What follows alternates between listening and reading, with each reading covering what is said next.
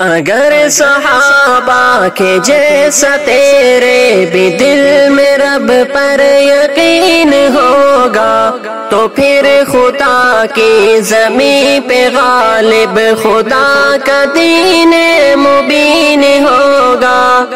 اگر صحابہ کے جیسا تیرے بھی دل میں رب پر یقین ہوگا تو پھر خدا کی زمین پہ غالب خدا کا دین مبین ہوگا۔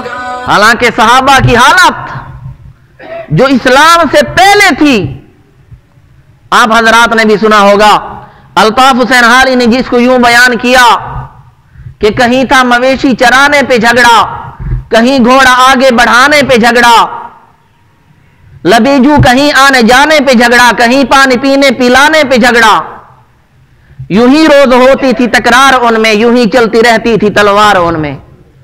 آپ صلی اللہ علیہ وسلم کی تربیت کے بعد شاعر کہتا ہے خود نہ تھے جو راہ پہ اوروں کے ہادی بن گئے، کیا نظر تھی جس نے مردوں کو مسیحا کر دیا۔ تو آپ صلی اللہ علیہ وسلم نے صحابہ کرام کی یہ تربیت کی، وہ اپنی ذات پر دوسروں کو ترجیح دیتے تھے، یؤثرون علی انفسہم ولو کان بہم خصاصہ۔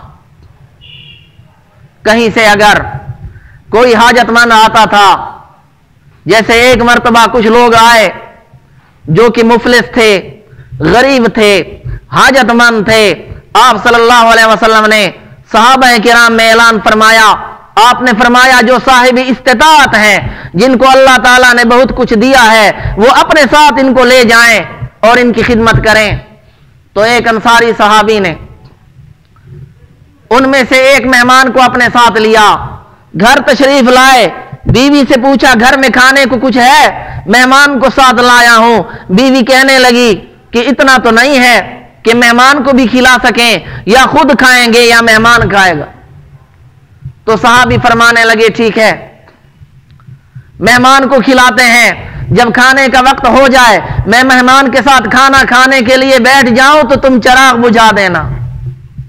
چنانچہ ان کی گھر والی نے یوں کیا کہ جب وہ صحابی مہمان کے ساتھ بیٹھے کھانا کھانے لگ گئے تو گھر والی نے چراغ بجھا دیا، تو یہ ویسے اندھیرے میں ہاتھوں کو حرکت دیتے رہے۔ مہمان یہ سمجھتا رہا کہ میرے ساتھ کھا رہے ہیں، تو مہمان نے خوب پیٹ بھر کے کھانا کھا لیا، صحابی خود بھوکے رہ گئے۔ تو ان لوگوں کے بارے میں یہ آیت نازل ہوئی، یؤثرون علی انفسہم ولو کان بہم خصاصہ۔